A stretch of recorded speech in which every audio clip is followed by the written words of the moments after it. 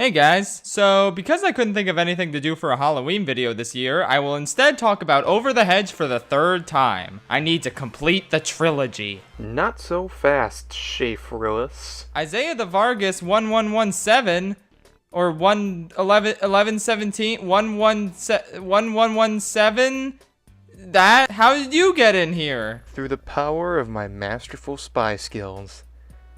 And your back door was open. Well, what do you want? Can't you see I'm in the middle of my very important and necessary third Over the Hedge video? Don't play dumb here, my friend. When you and I reviewed Shrek the Halls last year, you and I had some unfinished business. Go on. Well, you're going through the Shrek canon, are you not? You forgot, there's one other Shrek TV special after the Christmas one. Okay, sure, but why do you want to talk about it? Well, for those who are familiar with my channel, I'm a big fan of Halloween, and especially Halloween specials.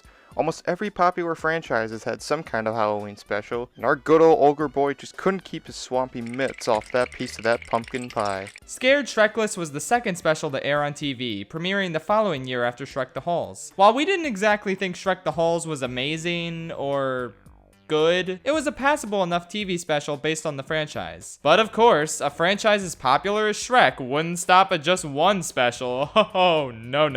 They had to go higher. And that's how we got this Halloween special. It takes place after the events of Shrek Forever After, but out of all the previous films, it definitely ties the most into the first Shrek, which is a nice change of pace. It starts with Mr. Schronk giving his kids advice on the best way to scare people, and that's kind of wholesome. I like how this special establishes Halloween as Shrek's favorite holiday. It makes perfect sense since it's the one time a year where scaring people is encouraged. This already shows off why this is a better special than Shrek the Halls. Shrek is shown to be very satisfied with Halloween. He loves it. And so does everyone else, so there's no need to shove in some kind of emotional message. It's just a vehicle for fun, enjoyable antics, and that's honestly more interesting for a TV special. But of course, Donkey does one of his infamous surprise parties in Shrek's house, complete with Pinocchio hanging himself. Again, wholesome stuff. Well, to be fair, I'd want to hang myself too if I was in Shrek the Third. They then go to the decrepit remains of Castle Duloc to tell spooky stories and see who can stay the longest without getting scared. They even pull the little information thingy from the first movie, which is now a shrine to death and decay. I kinda love this shit, bringing back stuff from the first movie and not being afraid to twist it into something delightfully dark. This whole scene sets the mood perfectly. Shrek and the gang take space in Farquaad's castle with a fire lit, and everyone's there, and oh boy, this is getting real spooky. This first story is a Bride of Frankenstein spoof called Bride of Gingy, and it's honestly really good. So Gingy gets kicked out by his girlfriend. Hilarious. And he asks the Muffin Man to make him a new GF. He also insists on putting a buttload of sugar in there, and even though Muffin Man warns him that no one has ever added this much sugar before, Gingy don't give a shit. So he and Muffin Man give birth to Gingy,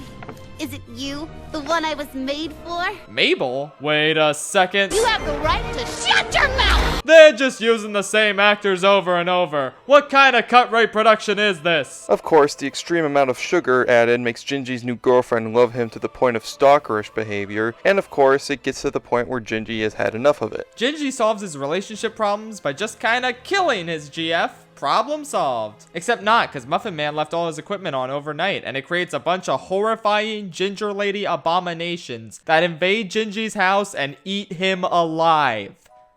The end. I never thought the song Happy Together could go so well with the brutal murder of a beloved children's character, but it works. Yeah, honestly, that story kinda slapped. It had great jokes, and it was genuinely kinda spooky as well. I hope the next story is just as good. It was not just as good. So this is a Psycho parody with Puss and Donkey titled Boots Motel.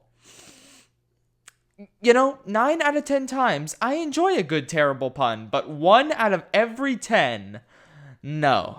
This is a bit too much for me. So yeah, this whole story is just Puss and Donkey going back and forth, trying to hijack the story from each other and describe different ways the other dies. This segment has its moments, but for the most part, it's just too all over the place for me to really get invested in. Personally though, I love this. While I would love this segment to have a little more horror aspects like the other two, and it could still stand to be a little more tied together, I love the ways Donkey breaks the fourth wall, and we even get a special appearance by But seriously though, this is the funniest as Prince Charming has been in a while. He now doesn't make me want to pierce my eyes with a salad fork. Eventually, Donkey bribes Pinocchio to spray water at Puss to get him to leave, and he gives him a $1 bill with the Frog King on it. That's neat. Okay, but where was Donkey keeping the dollar, though? That's the scariest question this special has raised so far. It's best not to think about it too hard. The last story is a parody of The Exorcist, entitled The Shrek'Sorcist. Now, see, that's a pun I can get behind. Also, this story is also really good. Sure, it has what appears to be tree sap vomit, which is not cool, dudes. But Pinocchio's creepy possessed antics, Shrek's increasing fury, and the twist that it was Jiminy Cricket inside Pinocchio's head the whole time, followed by his swift murder, is some fun stuff. This is a solid second place among the special's 3 segments. Not to mention, this actually does get some pretty good creep value, from the just plain odd things that Pinocchio says, to even the fact that they made Jiminy Cricket look like an actual cricket rather than some cartoony version. And,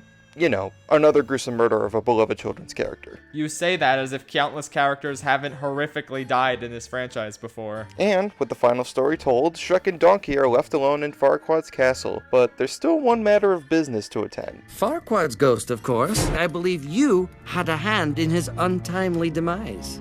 Hey man, that was an accident. Sure, yeah, man. I'm sure your wife wasn't intending to eat him. None of this was intentional, obviously. Well, unfortunately for Donkey, the ghost of Farquaad arrives to exact his vengeance and scare Donkey off. Except it was actually Fiona and the kids. Honestly, the effort they put into this project just for the sake of scaring Donkey is kinda admirable, but also maybe it wasn't quite worth all the time it probably took to plan. Oh well, Donkey has successfully been traumatized, and that's all that matters. And let's throw in some dwarf tormenting to close us out. So that was Scared Shrekless, and upon rewatch, it's surprisingly good for a TV special. It was way more fun to watch than Shrek the Halls, and you could definitely tell they had fun coming up with the stories, using the characters in these different twisted scenarios, and just going all out on the Halloween spirit. Yeah, Scared Shrekless is actually pretty good. Unlike the mediocre Christmas special, this short isn't concerned with telling a traditional story with morals and values. It's just a fun Treehouse of Horror-esque series of spooky vignettes. It ties into all 3 Shrek films in really fun ways, and yeah, I honestly really enjoyed it. Feeling a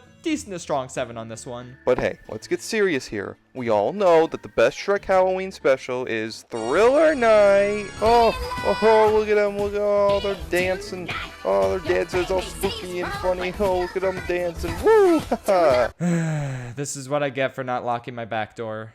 Good night, tri-state area.